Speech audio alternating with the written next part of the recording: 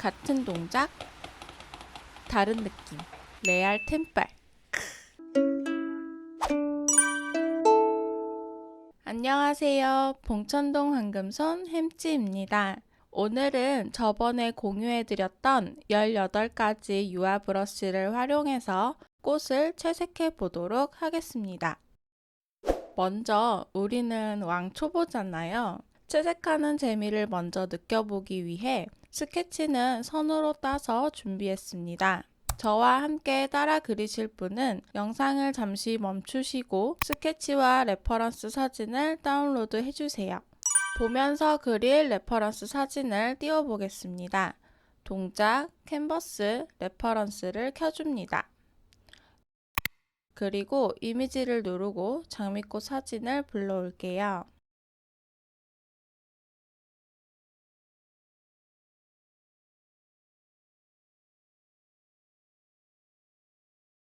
다음엔 팔레트를 만들어 줄 거예요. 팔레트 탭을 누르시면 우측 상단에 플러스가 보이죠?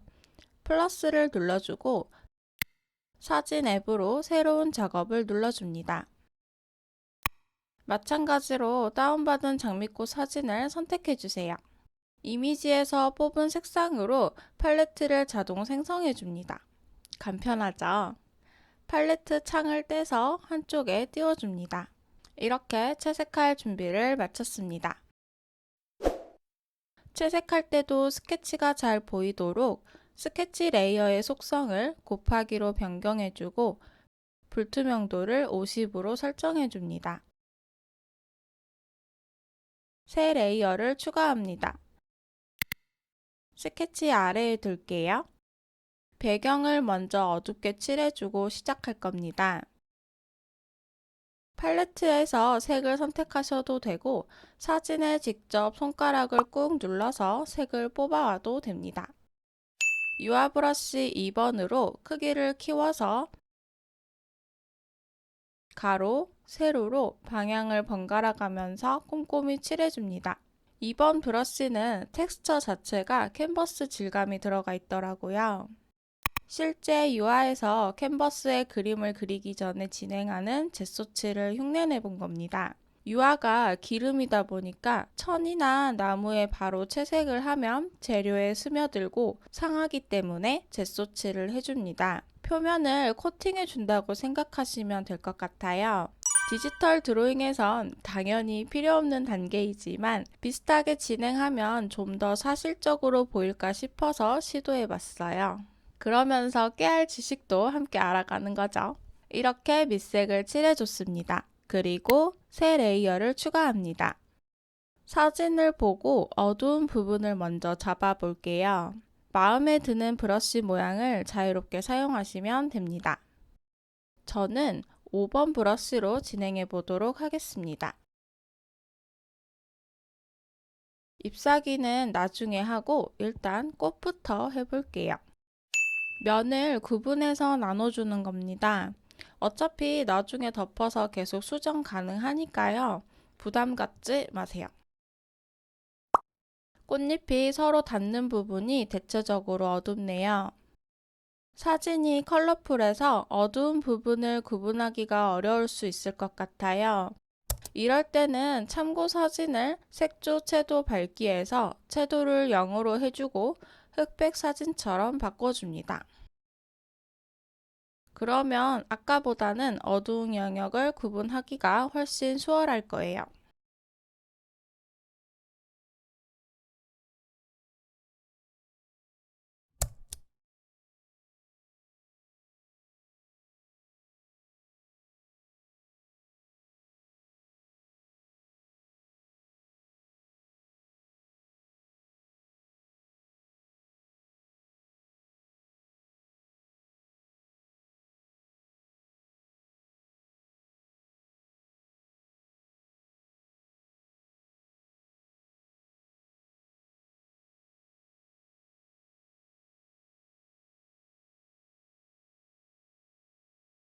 2번엔 반대로 밝은 면을 구분해 줍니다.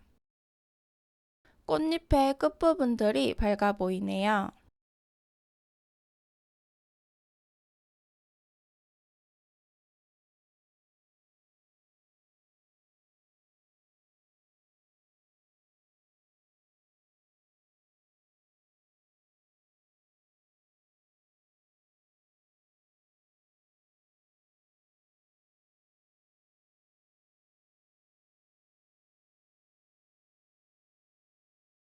자, 이제 중간 톤을 칠해줄 건데요. 이번에 사용할 브러쉬는 16번 브러쉬입니다. 이 브러쉬가 한 획을 그을 때마다 랜덤으로 비슷한 색을 섞어줘서 재미있더라고요. 사진을 보면서 중간 톤을 채색할 건데요. 중간 단계에서는 좀 더 작은 덩어리로 세부적인 컬러들을 만들어낸다고 생각하시고 터치해줍니다.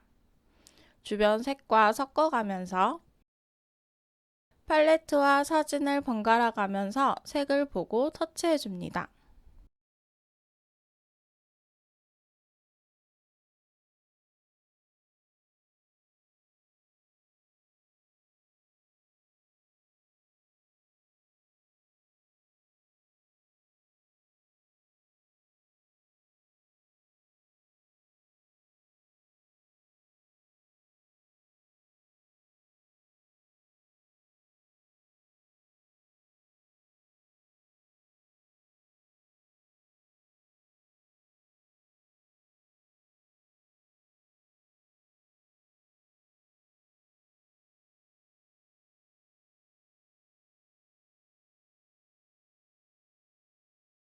섬세하게 그려야 할 때는 브러쉬의 크기를 조금 더 작게 조절해 줍니다.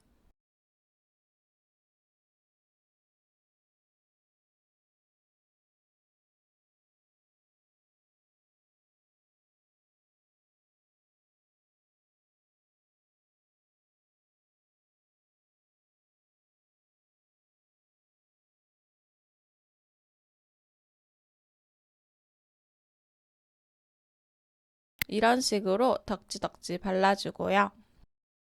꽃 레이어 아래 새 레이어를 추가하고 잎사귀를 그려볼게요. 계속 16번 브러쉬를 사용해 보겠습니다. 진한 녹색으로 줄기는 제외하고 나뭇잎의 면적을 먼저 칠해줄게요.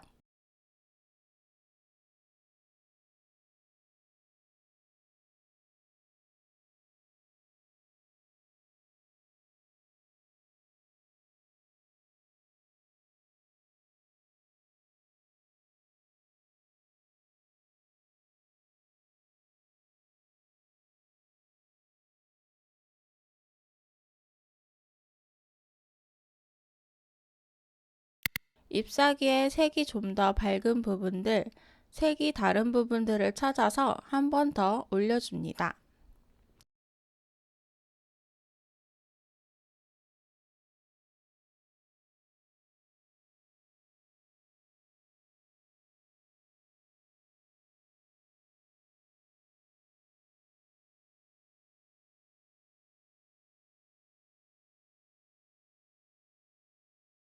조금 더 뒤쪽에 있는 잎사귀는 어둡게 칠해줬어요. 잎사귀 위에 새 레이어를 추가합니다. 얇은 부분은 13번 브러쉬를 사용해 볼게요. 디테일한 부분들은 이 브러쉬가 괜찮은 것 같습니다. 줄기를 그려줍니다.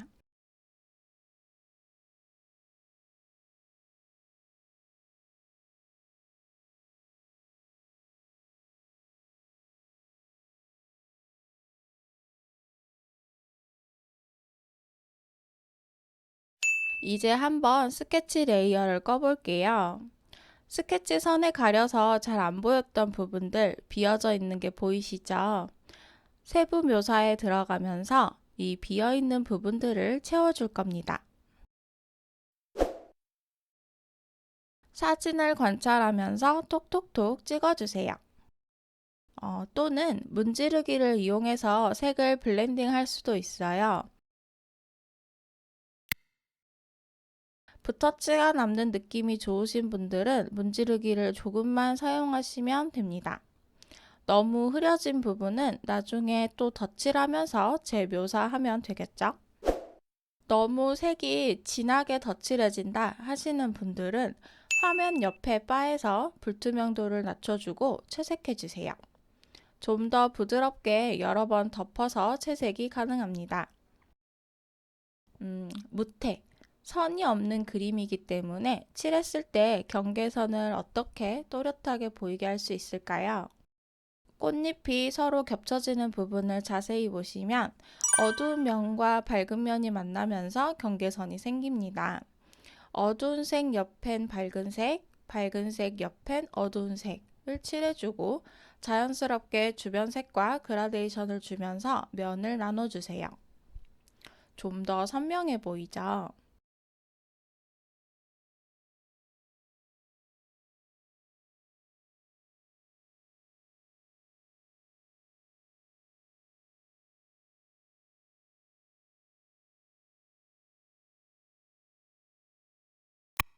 13번 브러쉬로 밝은 색을 선택해서 더 밝게 경계를 나눠줍니다.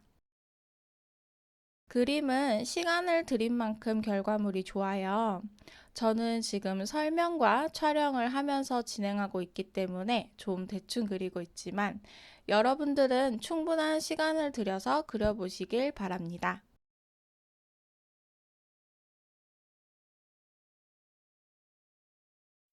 이번엔 붓질 느낌을 내보겠습니다. 브러쉬 10번이나 17번으로 비슷한 색 계열 위에 살짝씩 터치해줍니다.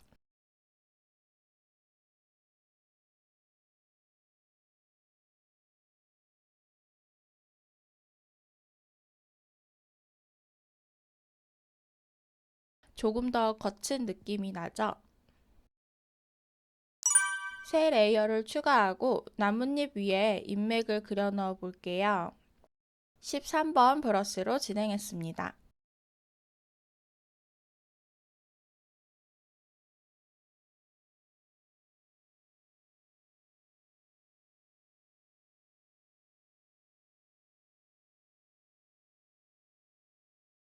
레이어의 속성을 밝은 색상으로 바꿔줄게요. 밑색과 좀 더 자연스럽게 스며들죠? 나뭇잎도 똑같이 한 레이어 위에서 계속 덧칠해주면서 세부 묘사를 들어가 줍니다. 꽃이 더 돋보였으면 해서 나뭇잎은 적당히 이 정도까지만 표현하도록 하겠습니다. 이제 팔레트와 레퍼런스는 꺼줍니다. 배경 레이어 위에 새 레이어를 추가합니다. 7번 드라이 브러쉬로 러프한 느낌의 붓질 느낌을 내볼 거예요. 배경 색보다 조금 더 어두운 색으로 꽃이 밝잖아요. 꽃이 더 선명해 보이도록 주변을 어둡게 터치해줍니다. 물체의 밝은 부분 옆은 어둡게, 물체의 어두운 부분 옆은 밝게. 붓터치가 너무 지저분해 보이면 조정의 가우시안 흐림 효과로 살짝 경계선을 부드럽게 만들어줍니다. 맨 위에 새 레이어를 추가합니다. 8번 브러쉬로 보색을 넣어 볼 거예요. 보색이란 색상 대비를 이루는 한 쌍의 색상을 말합니다. 보색은 서로 반대되는 색으로 두 색상의 대비가 강하게 느껴져요. 이러한 색들을 배색하면 단조로운 그림에 선명한 인상을 줄 수 있습니다. 보색을 찾는 방법을 알려드릴게요. 꽃의 주황빛을 선택해 줍니다. 팔레트 하단 탭에서 하모니를 눌러주세요. 여러 가지 옵션 중에서 보색을 선택할 수 있습니다. 지금 선택한 색에 반대되는 색을 알려주죠. 보색을 선택한 상태에서 불투명도를 낮춘 브러쉬로 강조하고 싶은 부분에 너무 많이는 말고 적당히 덧입혀주세요. 잎사귀의 보색을 찾아서 똑같이 진행해줍니다.